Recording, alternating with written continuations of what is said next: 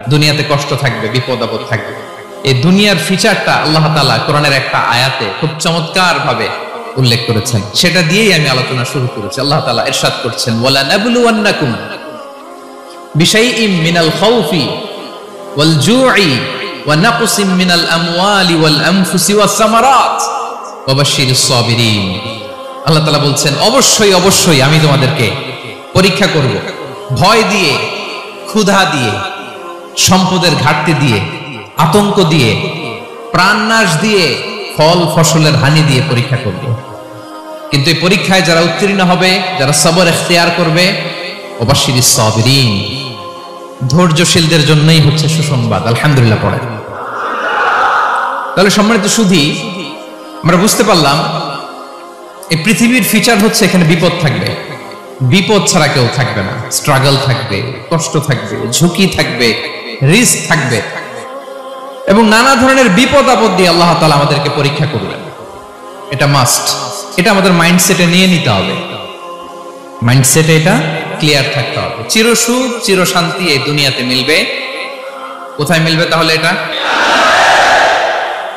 তাহলে বিপদ আসবেই, আপদ আসবেই, পরীক্ষা থাকবেই আমাদের জীবনে।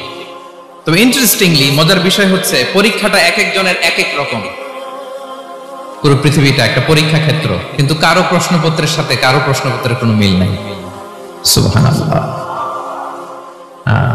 আমার পরীক্ষা একরকম, আপনার পরীক্ষা আরেক রকম, ওই ভাইয়ের পরীক্ষা আরেক রকম, ওনারটা আরেক রকম। সবাই পরীক্ষার্থী, সবাই পরীক্ষার্থী, কিন্তু কারো প্রশ্নপত্রের সাথে কারো প্রশ্নপত্রের কোনো মিল নাই। কারোর জন্য পরীক্ষা হচ্ছে সে খুব অসুস্থ, প্রচন্ড অসুস্থতা, তার জন্য পরীক্ষা। আবার কারো দেখবেন যে খুব একটা অসুস্থতা নাই, অসুস্থতার ঝামেলা নাই, কিন্তু তার দারিদ্রতা আছে, তার আর্থিক অনটন, এটা তার জন্য পরীক্ষা। আবার কারো দেখবেন অসুস্থতাও নাই, দারিদ্রতাও নাই, তার দাম্পত্য জীবনের সমস্যা আছে না নাই? অনেকের দেখবেন এগুলো কোনোটাই সমস্যা না, তার ছেলে কথা শোনে না, মাদকাসক্ত, মাদকাসক্ত। আবার অনেকের দেখবেন যে ব্যবসায় সমস্যা, লসের পর লস, লাভ উঠাতে পারে না। তাহলে পরীক্ষা ছাড়া, বিপদ আপদ ছাড়া দুনিয়াতে কেউ নাই, কেউ নাই প্রিয় ভাইয়া। এটা আমাদের মাথায় রাখতে হবে। পরীক্ষা আপনাকে দিতেই হবে, পরীক্ষা দিয়ে দিয়েই নিজেকে প্রমাণ করতে হবে। আর এক একজনের পরীক্ষাটা এক এক রকম, কারো পরীক্ষার সাথে কারো পরীক্ষার কোনো মিল থাকবে না। তো মাঝে মাঝে আমরা এটা ভুলে যাই। আল্লাহ তাআলা কালামে পাকে রিমাইন্ডার দিয়ে আমাদেরকে স্মরণ করিয়ে দিতে চান যে এই পৃথিবীতে আসলে তোমরা এসেছো পরীক্ষা দিতে। এটাই জীবনের বড় বাস্তবতা। এটা যদি ভুলে না যান, এটা যদি আপনার মাইন্ডসেটে থাকে যে পুরো জীবনটা একটা পরীক্ষা, তাহলে দেখবেন কোনো কিছু আপনাকে কাবু করতে পারবে না। আপনি হতাশ হবেন না, জীবন নিয়ে আর অভিযোগ থাকবে না, আপনি ভেঙে পড়বেন না, সব অভিযোগ হতাশা দূর হয়ে যাবে। তারপরে বুঝতে পারলাম পরীক্ষা আপনাকে দিতেই হবে। পরীক্ষা দেয়া ছাড়া এই পৃথিবী থেকে চলে যাওয়ার কোনো চান্স বা সুযোগ আমাদের কারো নেই। সূরাতুল আনকাবুতে আল্লাহ তাআলা এই কথাটা আরো চমৎকার ভাবে বলেছেন। আল্লাহ তাআলা ইরশাদ করছেন, আহাসিবান নাসু আইয়ুতরাকু আইয়াকুলু আমান্না ওয়া হুম লা ইফতানুন ওয়ালাকাদ ফাতান্নাল্লাযীনা মিন ক্বাবলিহিম ফালা ইয়া'লামান্নাল্লাহুল্লাযীনা সাদাকু ওয়া লা ইয়া'লামান্নাল কাযিবিন। আল্লাহ বলেন, মানুষ কি ভেবেছে সে শুধু বলবে আমি ঈমানদার আর তাকে আমি জান্নাতে ঢুকাই দিব? না, কখনো না, কোশ্চিন কালেও না। বরং পূর্ববর্তীকালে যারা পৃথিবীতে এসেছিল তাদেরকে আমি পরীক্ষা নিয়েছি, পরীক্ষা করেছি, এবং তাকেও ঈমানের প্রশ্নে সে সত্যবাদী না মিথ্যাবাদী পরীক্ষা দিয়ে দিয়ে নিজেকে প্রমাণ করতে হবে। ঠিক কিনা বলেন? পরীক্ষা দিয়ে আপনাকে প্রমাণ করতে হবে। এবং এই পরীক্ষার ব্যাপারটা, এটা যে শুধু আমরা সাধারণ মানুষ আমাদের জীবনে দুঃখ বিপদ পরীক্ষা এমনটা নয়। এই পৃথিবীর সবচেয়ে শ্রেষ্ঠ মানুষ যারা ছিলেন তাদেরকে আল্লাহ পরীক্ষা নিয়েছেন। তো বলেন তো, নবীদের জীবনে পরীক্ষা ছিল কি ছিল না? হ্যাঁ ছিল। বেশি না কম? বিষ্ণু ইসলামকে জিজ্ঞাসা করা হলো, আইয়ুন নাসি আশাদ্দু বালাআন ইয়া রাসূলুল্লাহ, হে আল্লাহর রাসূল, এই পৃথিবীতে কাদের জীবনে পরীক্ষা বেশি? বিষ্ণু ইসলাম বললেন, আল আম্বিয়া, নবীদের জীবনে। আল আম্বিয়া সুম্মাল আমসাল ফাল আমসাল,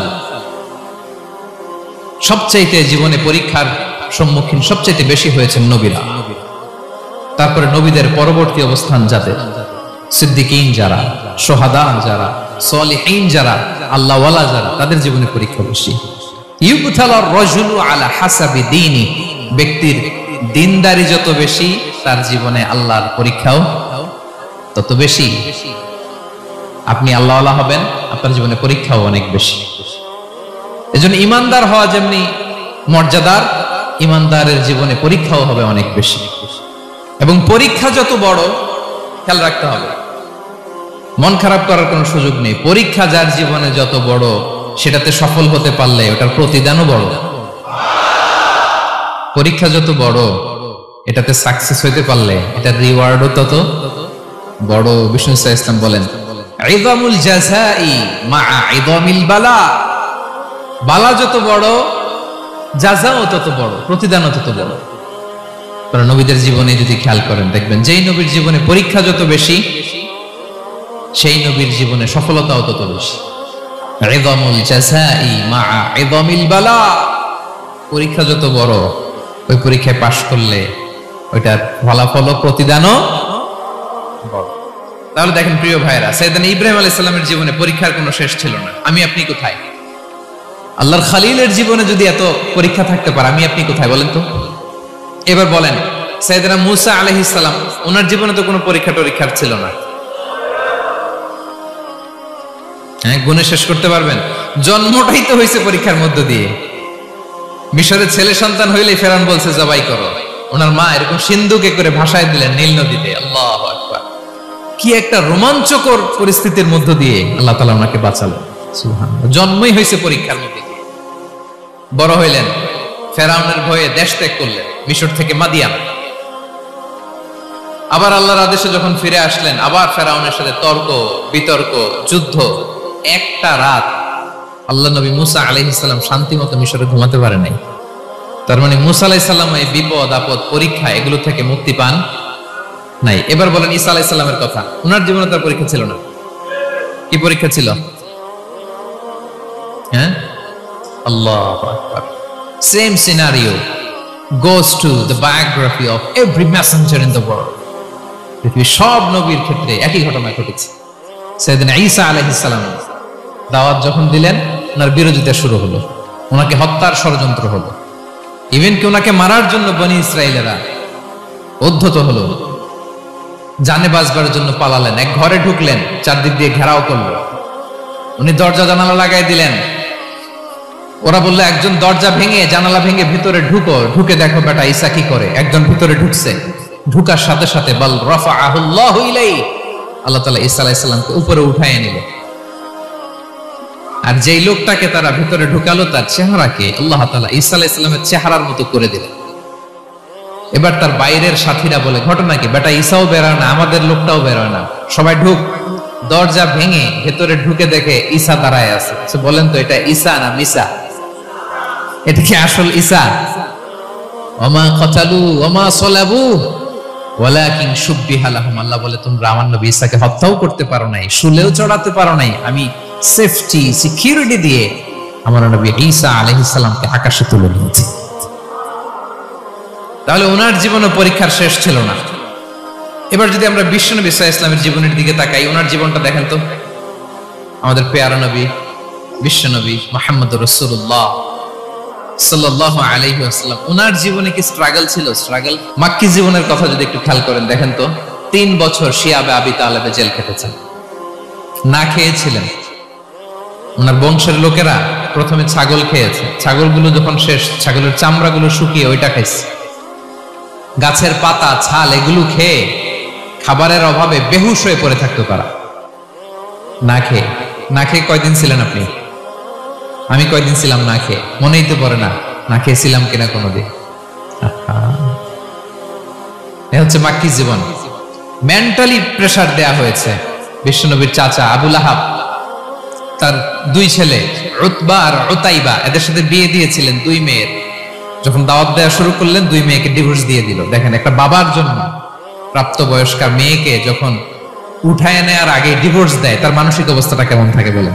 মেন্টালি প্রেসারাইজ করা হয়েছে, ফিজিক্যালি হ্যারাস করা হয়েছে। বিষ্ণু ইসলাম যখন নামাজে দাঁড়াতেন, উটের পচা নারী ভুঁড়ি বিষ্ণুনবীর কাঁধে চাপিয়ে দেওয়া হতো। আপনার জীবনে এরকম ঘটছে কখনো? একটু মিলাবেন, কতটুকু পরীক্ষা আমরা দিয়েছি।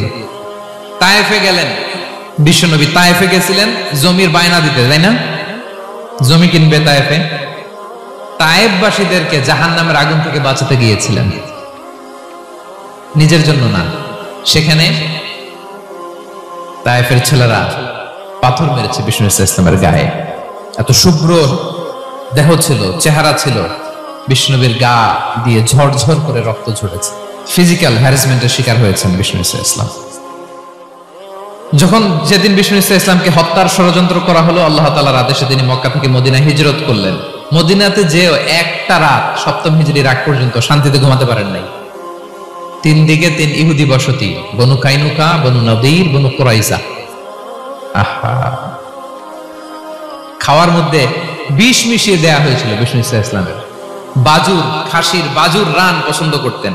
এক ইহুদি মহিলা বিষ্ণু ইসলামের ওই রানের মধ্যে বিষ মিশিয়ে দিয়েছিল। ওই বিষের যন্ত্রণায় মৃত্যুর আগ পর্যন্ত বিষ্ণুনবী কাতরাতেন, এবং উনি ইন্তেকালের সময় ওই বিষের ব্যথা যন্ত্রণাতে ইন্তেকাল করেছেন। বিষ্ণুনবীর ইন্তেকালটা শাহাদাতের ইন্তেকাল ছিল। একটা রাত শান্তিতে, শান্তির ঘুম তিনি দিতে পারেন নাই। প্রিয় ভাইরা, তাহলে আমরা কি বুঝলাম? বিষ্ণুনবীর জীবনও পরীক্ষা ছিল কি ছিল না? আমাদের উপায় আছে? আমরা বাঁচতে পারবো এই বিপদ আপদ পরীক্ষা ঝঞ্ঝাল থেকে? বাঁচতে চাইলেও বাঁচতে পারবো?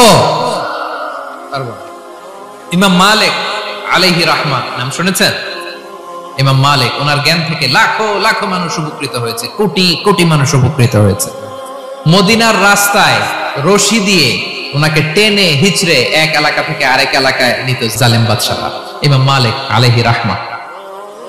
তাহলে এটা আমাদের ব্রেইনে গেঁথে নিতে হবে যে জীবন মানেই এখানে বিপদ থাকবে, পরীক্ষা থাকবে, স্ট্রাগল করে করে আমাকে আগাতে হবে। কেউ আমার জন্য রেড কার্পেট বিছিয়ে রাখবে না। এই জীবনটা বড় জটিল। This is life, how it's design. এভাবেই পৃথিবীকে ডিজাইন করা হয়েছে। এখানে বিপদ আছে, কষ্ট আছে। এই পরীক্ষা দিয়ে দিয়ে আপনাকে উত্তীর্ণ হতে হবে। বুঝতে পেরেছেন প্রিয় ভাইরা? নাও দ্য কোশ্চেন আরাইজ, এখন প্রশ্ন হচ্ছে কেন আল্লাহ এই পরীক্ষা নেন? কেন? আল্লাহ তাআলা সূরা মুলকে বলেছেন এই পৃথিবী সাজানোর, এই জীবন মৃত্যুর এই খেলা, এর উদ্দেশ্যটাকে আল্লাহ তাআলা স্পষ্ট করে বলেছেন। আল্লাযী খালাকাল মাউতা ওয়াল হায়াতা লিয়াবলুয়াকুম আইয়ুকুম আহসানু আমালা।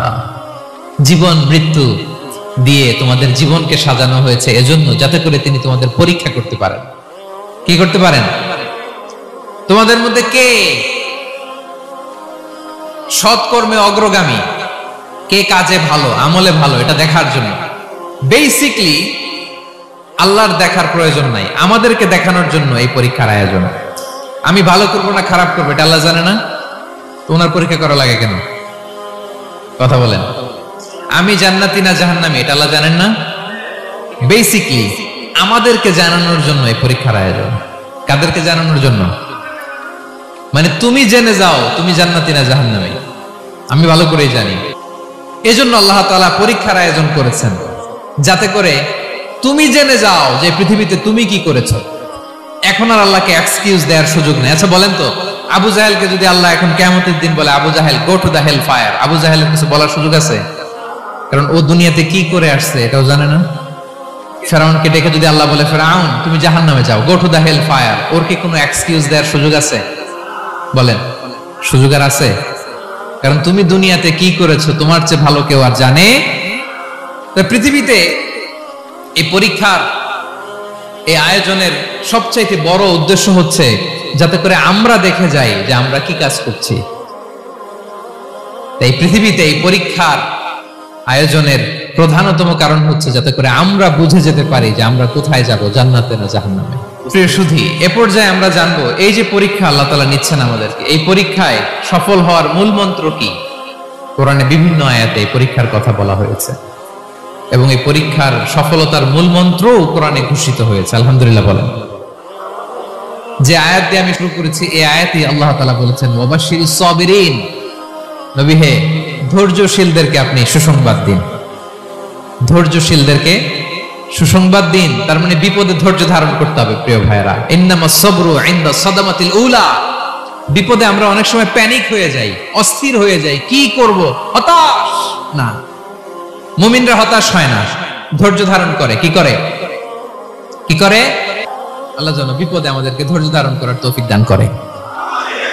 প্রিয় ভাইয়েরা, ধৈর্য এটা এমন একটা গাছ যে গাছের সারা গায়ে কাটা, কিন্তু এই গাছের ফলটা বড় সুস্বাদু। আই রিপিট, আমি আবার বলছি, ধৈর্য এটা এমন একটা গাছ যে গাছের সারা গায়ে কাটা, কিন্তু ফলটা বড় মিষ্টি, ফলটা বড় সুস্বাদু। সবাই ধৈর্য ধারণ করতে পারবে। বিষ্ণু ইসলামকে আল্লাহ তাআলা নানা সময় আশ্বস্ত করেছেন, সান্ত্বনা দিয়েছেন, আর ধৈর্যের বাণী শুনিয়েছেন। আল্লাহ বলেন, ফাসবির কামা সবারা উলুল আজমি মিনার রাসূল। নবী হে, আপনার আগে দৃঢ় প্রত্যয়ী নবীরা যেরকম ধৈর্য ধারণ করেছে, আপনিও ধৈর্য ধারণ করুন। সূরাতুল মুজাম্মিল আল্লাহ তাআলা বলছেন, ওয়াসবির আলা মা ইয়াকুলুনা ওয়াহজুরহুম হাজরান জামিলা। ওরা যাই বলুক, আপনি ধৈর্য ধারণ করুন, ওদের কথাকে ইগনোর করুন। Just ignore what they are saying to you. যা বলে আপনি জাস্ট ইগনোর করেন। ওরা বিষ্ণু ঈসা ইসলামের মনোবলকে ভেঙে দেওয়ার জন্য কখনো বিষ্ণু ঈসা ইসলামকে কবি বলে গালি দিত। কবি কি বলতো? শায়ের। কখনো বলতো মজনুন, পাগল। নাউজুবিল্লাহ পড়বেন না? পাগল বলে গালি দিত। মাঝে মাঝে বলতো কাহিন, গণক। মাঝে মাঝে বিষ্ণু ঈসা ইসলামকে তারা বলতো আবতার, লেস কাটা। মুহাম্মদ, তোমার ছেলে নাই, তোমার বংশ নির্বংশ হয়ে গেছে, তোমার নাম নেয়ার মতো কেউ নাই। কপাল পোড়া। গোটা বিশ্বব্যাপী বিষ্ণু ঈসা ইসলামের সুনাম সুখ্যাতি ছড়িয়ে দিয়েছে কে? আকাশ বাতাস মাড়িয়ে, সাত আকাশ ছাড়িয়ে আল্লাহর আরশ পর্যন্ত আল্লাহ তাআলা বিষ্ণু নবীর সুনাম সুখ্যাতিকে সুউচ্চ করেছেন। ঠিক কিনা বলেন? ইগনোর করুন। আপনাকে কবি বলে, গণক বলে, আপনাকে পাগল বলে, আপনাকে লেসকাটা বলে, জাস্ট ইগনোর দেন। বর্তমান সময়েও নানা ধরনের ট্যাগ আমাদেরকেও দেয় কি দেয় না বলেন?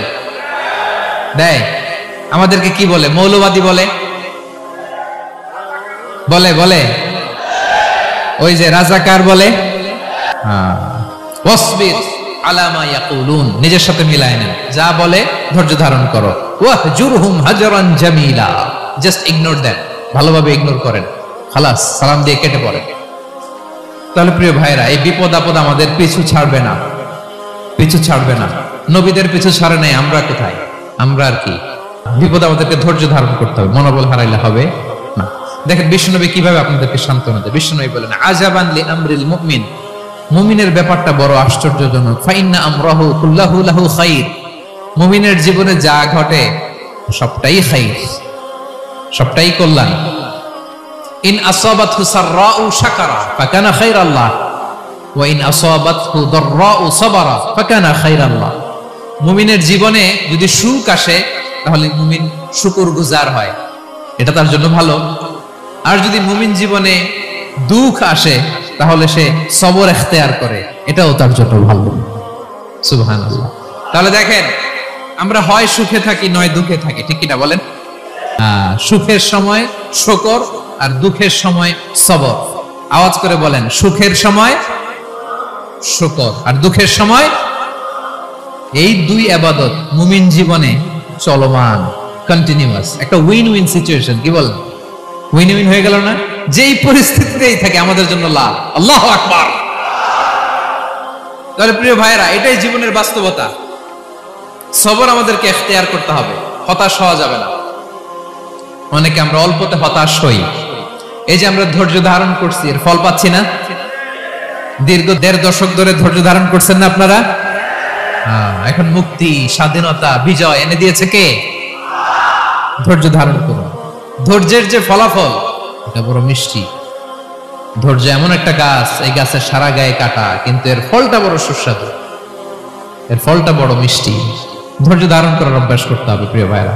মুমিন হতাশ হয় না, হাল ছেড়ে দেয় না। মুমিন ভরসা রাখে একজনের উপর, তিনি কে?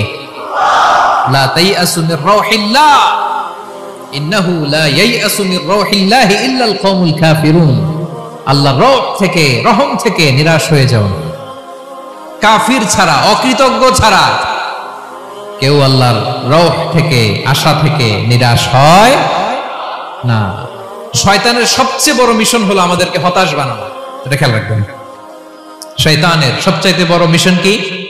আমাদেরকে হতাশ করে দেয়া। হতাশ বানাইতে পারলে সে সাকসেসফুল, খুশি। কিন্তু আমরা এত সহজে হতাশ হই না।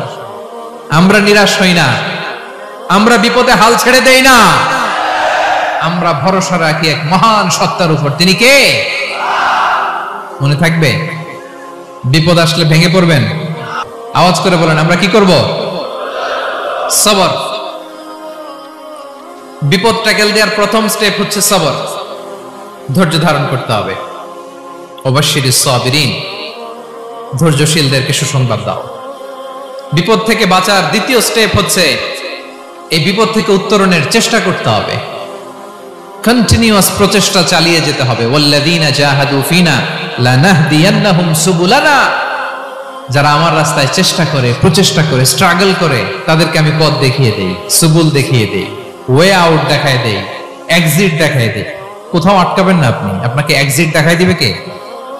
মালয়েশিয়াতে কেলুয়ার বলে না? কেলুয়ার কি বলে চিনেন? কেলুয়ার মানে কি? এক্সিট। এক্সিট পেয়ে যাবেন, আটকাবেন না আপনি জীবনে কোথাও। 3 নাম্বার, আল্লাহর উপর তাওয়াক্কুল করতে হবে বিপদ আসলে। ওমাইয়া তাওয়াক্কাল আলাল্লাহি ফাহুয়া হাসবুহ, আল্লাহর উপর যে তাওয়াক্কুল করে আল্লাহই তার জন্য যথেষ্ট হয়ে যায়। তাহলে বিপদে প্রিয় ভাইরা আমরা প্যানিক হব না, ধৈর্য ধারণ করব, বিপদ থেকে উত্তরণের সর্বোচ্চ প্রচেষ্টা চালিয়ে যাব, আর ভরসা রাখবো একজনের উপর, তিনি কে? আর বিপদ আসলে এটাকে নেগেটিভলি নেবেন না সবসময়। বিপদ আপদ এটা অনেক পজিটিভ ভালো জিনিস আমাদের জীবনে বয়ে নিয়ে আসে। শাইখুল ইসলাম ইবনু তাইমিয়া আলাইহি রাহমা উনি বলতেন, খুব দামি কথা, খুব হেভি ওয়েট কথা, মনোযোগ দিয়ে শুনুন। তিনি বলতেন, যে নেয়ামত তোমাকে আল্লাহ থেকে দূরে সরায়, ওই নেয়ামতের চেয়ে বিপদ ভালো যে বিপদ তোমাকে আল্লাহর দিকে ধাবিত করে। আপনি খেয়াল করে দেখেন, বিপদ আসলে আমরা আল্লাহরে ডাকি বেশি। যখন অসুস্থ আপনি খেয়াল করেন তো, আল্লাহ আল্লাহ তুমি ছাড়া বাঁচানোর কেউ নাই, আল্লাহ আল্লাহ তুমি হেফাজত করো, আল্লাহ তুমি সুস্থ করে দাও। যখন লাইফ থ্রেট, দেখেন আপনি গুম হয়ে যেতে পারেন, আপনার কারাবন্দী করতে পারে, এরকম একটা বিপদের মধ্যে আছেন, তখন খেয়াল করেন তো আল্লাহর সাথে আপনার কানেক্টিভিটি, রিলেশনশিপটা কতটা ডেভেলপ হয়। কারণ বিপদে পড়লে আমরা আল্লাহরে ডাকি বেশি। যত বিপদ আপদ আপনাকে স্পর্শ করে প্রতিটাতেই আপনার জন্য কল্যাণ। বিষ্ণু ইসলাম বলেন, মা ইউসিবুল মুসলিমা মিন নাসাবিন ওয়ালা ওয়াসাবিন ওয়ালা হাম্মিন ওয়ালা হুজনিন ওয়ালা আযান ওয়ালা গাম্মিন হাত্তা শাওকাতি ইউশাকুহা ইল্লা কাফফারাল্লাহু বিহা খাতায়া।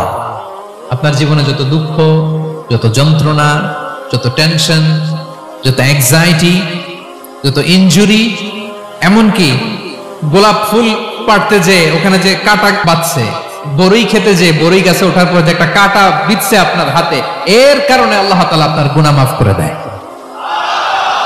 সুবহানাল্লাহ। তাহলে বিপদ আপদ দিয়ে আল্লাহ বান্দার মর্যাদাকে আপগ্রেড করে। বিপদ আপদে ফেলে আল্লাহ তাআলা বান্দার পাপ মোচন করে।